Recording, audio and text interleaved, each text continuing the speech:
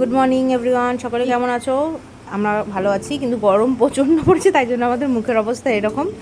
এই যে আজকে আমাদের সকালবেলা হচ্ছে লুচি আর সাদা আলু চচ্চড়ি। এই যে দেখো আমার শাশুড়ি মা তিনি লুচি বানাচ্ছেন। এই যে ফুলকো ফুলকো লুচি, একদম ময়দার।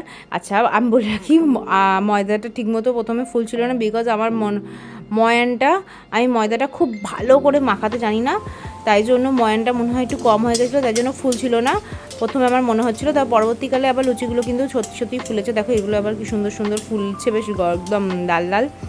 কার কার লাল লাল লুচি খেতে ভালো লাগে আমাকে অবশ্যই লিখে জানিও। আমার তো ভীষণ ভালো লাগে লুচি আর সাদা আলু চচ্চড়ি।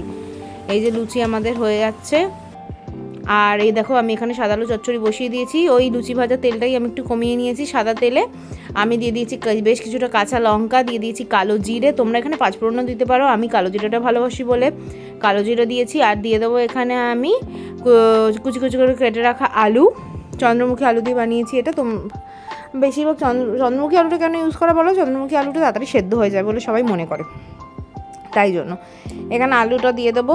দিয়ে আমি আলুটাকে বেশ কিছুক্ষণ ভালো করে ভাজবো। এই যে দেখো আমি এখানে আলুটা ভাজি, এখানে আমি একটুখানি নুন দিয়ে দিয়েছিলাম, ওটা রেকর্ড করা হয়ে ওঠেনি আর কি, তাই জন্য তোমরা নুন দিয়ে দেবে, তাহলে আলুটা গলে যাবে ভালো করে।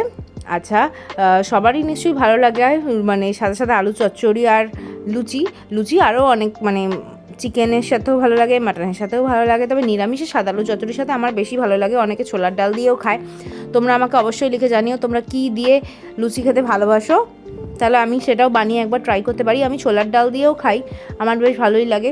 তারপরে ওই পনিরের যে সাদা সাদা গ্রেভিটা হয়, পনির কোরমা বা পনিরের রেজালাটা দিয়েও আমি খুব ভালোবাসি খেতে।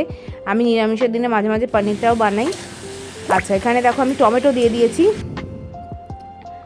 টমেটো দিয়ে ভালো করে আমি নেড়ে নিয়েছি, টমেটোটাকে ভাজা ভাজা করে নিয়েছি। তারপর আমি এখানে দিয়ে দিয়েছি গরম জল দিয়ে আমি ভালো করে এবার এটাকে ফোটাবো, ভালো করে ভেজে নেবে আগে টমেটোটা, আলুটা ভালো করে ভেজে নেবে। টমেটোটা যখন একটুখানি সেদ্ধ হয়ে আসবে তখন জল ঢালবে, গরম জল দেবে। গরম জল দিলে টেস্টটা খুব ভালো হয়। আর যদি তুমি এমনি নর্মাল জল দাও তাহলে টেস্টটা না একটুখানি ফ্যাকাশ হয়ে যায়, তাই জন্য আমি গরম জল দিই সবসময় রান্না। আর এখানে আমি দেখো দুপুরবেলা রান্নার জন্য ভাত বসিয়ে দিয়েছি। আজকে আমাদের ভাত হবে, মসুর ডাল হবে, আর হবে সাদা সাদা আলু পোস্ত।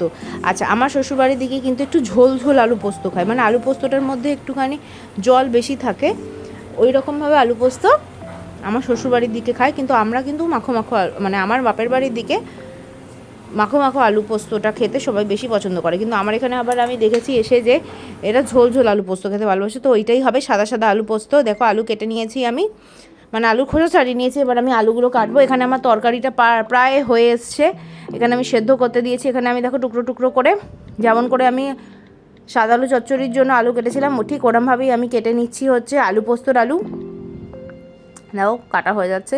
আজকে খুব একটা নর্মাল ব্লগ বানিয়েছি, কারণ আজকে আমার হাতে বিশেষ সময় ছিল না অন্য কিছু নতুন রান্না করে দেখাবার। আর আমার মনে হয় আমরা ডেইলি লাইফে যা করি সেটা দেখালেই তোমরা বেশি পছন্দ করো, তাই জন্য আমি ডেইলি লাইফে যা করি তাই দেখাই। আজকে মনে হলো সকালবেলা খাবারটা একটুখানি ভালো হচ্ছে, ইন্টারেস্টিং হচ্ছে, সাদা আলু চচ্চড়ি আর লুচি, তাই তোমাদের দেখাচ্ছি। এটা দেখো আমি কী করছি, স্ম্যাশ করে দিচ্ছি আলুগুলো, যাতে কি বলো তো একটুখানি সেই মাখো ফিলটা আসে। আমার খুব মাখো এরকম সাদা আলু চচ্চড়ি খেতে খুব ভালো লাগে, তাই জন্য আমি আলুগুলোকে একটু গলিয়ে দিচ্ছি, মানে যাতে কি একটু মাখো ফ্লেভারটা আসে। আর এরপরে আমি কি দিয়ে দেবো বলো তো, এর মধ্যে দিয়ে দেবো একটু সর্ষের তেল, একদম কাঁচা সর্ষের তেল, তাহলে গন্ধটা না আর ফ্লেভারটা খুব ভালো বেরোয়। তোমরাও দিয়ে দেখবে তোমাদের খুব ভালো লাগবে। আমি দেখো এখানে সর্ষের তেল দিয়ে দিচ্ছি অল্প পরিমাণে, কারণ যেহেতু সাদা তেলে রান্নাটা করেছি, সর্ষের তেল অল্প করে ওপর থেকে ছড়া একটা ঝাঁঝ গন্ধ আসে, আর ওটা লুচির সাথে খেতে জাস্ট